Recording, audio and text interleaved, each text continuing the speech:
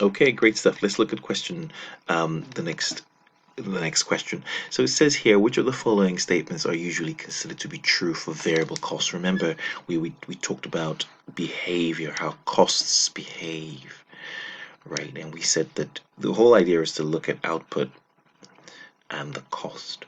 And so the whole principle really here was to understand. I mean, we talked about a number of things when we talked about cost, right? Remember, we talked about costs just for being what they were.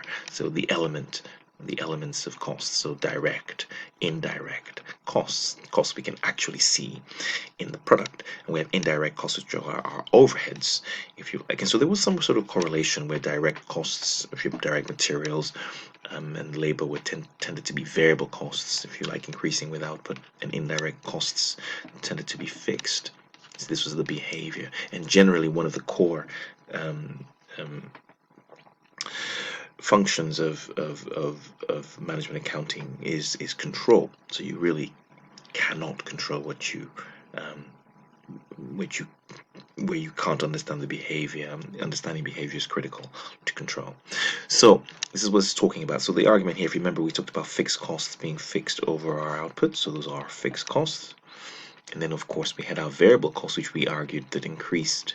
So for now, at this point in the exam, for you, costs kind of are the same with every increase in output. So for example, yes, if I make 1 unit, I need 2 kilograms. If I make 2 units, I need 4 kilograms. So you can see that kind of relationship there with my 2 kilograms or whatever, and then that's 10 pounds or whatever, and then that's 4 times 10. So the key point here is you can see that there is a linear relationship between output and costs when it comes to variable costs.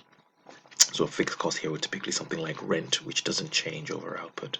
So here rent is usually a good example of a variable cost. It's just not true. Rent is a fixed cost. Here cost varies as a function of the level of output, so it does vary. That's enough. They haven't told us how it varies, but it does vary. But I mean, it varies directly really here, and that's true. Cost is usually assumed to be linear, so directly proportional, and that's true. So now they're kind of breaking this relationship down a bit more. And unit cost is constant at all output levels, and this is the general assumption for now until we start talking about learning curves. But the principle is that the unit variable cost is the same as you increase your output, which leaves us with D, right, as being all true, 1, 2, and 3. So here, this is a good question to practice. This question could have asked you. I mean, it's a great question. You probably will get one of these. Who knows? Dealing with inventory. So really, I think remember we talked about the different ways that we wish to measure, or we're allowed to measure closing inventory. Now, I mean, really, we don't really use LIFO to value inventory, but here in England, in the US, you do, and I'm sure actually maybe in other parts of the world, the LIFO might be allowed. But I think what's really important, it depends very much on the product in question, so to speak. And we discussed the other methods. So we talked about FIFO, if you remember, and weighted average, the weighted average method, right? So really, these were the 3 methods we discussed. Have a quick read, but I'll just use this diagram to kind of literally just highlight each of them very briefly. So it says here that, and I'll just put here goods coming in, so purchased, and I'm going to put here issued, just so you can see the picture. And you can see here that if, for example, it says here that on the 1st of May, you already had some goods worth 160. So I'm just going to put here initial inventory, you have 160, so inventory. Then it says here that you buy on the 8th, so I'm going to use this line here to talk about my purchases. So it says you buy another 200 units. You buy another 200 units. So you can see now I buy my units, and then it says here, just changing my pen color, that you issued out to production 150. So FIFO would have said, okay, then I would have taken my 150 from here, leaving 10, right? Because this was already in house. But LIFO says last in, so whatever that came in last, take from there. So I will take out. In this case, it's telling me issue to production, so I'm going to issue out 150 from here, which means I now have 50 left. Yeah. So I mean that's just I'm just looking at the units. I'll come to the cost in a second. Then it says here I buy another 250. So again, purchased again. The dates, I mean, you can put the dates in there. I'm just doing them. This is the 22nd. This is the 8th. So I buy another 250. And then I issue again to production. So basically, this whole idea of issue is to take out from here and send to the production team, right? That's pretty much what we're saying. So I issue from here 325. So 250 come out of here, of course, because this is last in, first out. If this was anything else, it's just about order, isn't it? So 250 from here, then of course 50 from here, and then of course the balance of 25 from here. So what they're really asking me, this question is almost trying to put out, this is saying what's the value of these issues. So what's this issue here, this thing here, these issues, what's the value of these issues? I mean, literally. So I mean, I know these in terms of from a cost point of view, sending it to the sales team to send out. um so the 250 on that came in on the 22nd have all gone, and that came out at £50. That's all of that.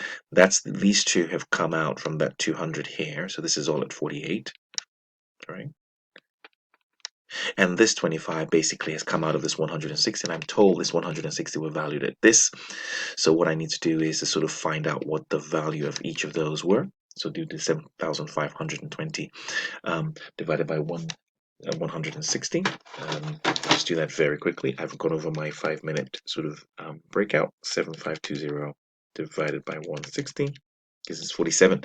So each of these are valued at 47. So I'm going to multiply this by 47. So I'm going to do all that and add that together. So basically I have 250 times 50, 150 times 48, 50 times 48, and 25 times 47. Put all that together and you will come out with 23,275. And that's question 4. So this is LIFO. If it was FIFO, I would have been taking it from here and I would have had, if you like, whatever left. But my issues would have started off based on what came in first and then worked that way. Cool, great. And my weighted average would have literally added things as I was going along. So really, with the weighted average, the whole principle here, if I'm just going to clean this off, again, just because this is a mixture of revision, you would kind of treat this differently. You would almost arrange this like sand. I've given this example that the product I'm really looking at here is, imagine talking about sand, and everything is, all the prices are very much close to each other. There's no real difference. So really, when you had 160 units at 7,520, when you bought another 200 units at 48, what you would do is you now have a total of 360 units. So you have 200 times 48, which is 9,600. Add the two together, 0 to 11, 8, 17, and find the new. So you do 17120, 17120 divided by 360, which is 47. It's not a nice number. 47.55 for each, which means that if you now issued someone something, if you now sent out an issue of whatever 100 units, the question asked, how was the value of that issue? Well, it literally is 100 times this average price. This 47.55 is 17120 divided by 360, right? The total there divided by the total. Everything's all mixed. So now I would have 260 left at 47.55, and that's how I would carry on. Maybe you bought another 60 at £80, whatever, do the same thing, add this together, find this total, add together, and then continue. And that's how you would do your weighted average. I mean, it's 10 minutes already. That's ridiculous. I don't even know where the time goes with these. So you have to be pretty quick, don't you?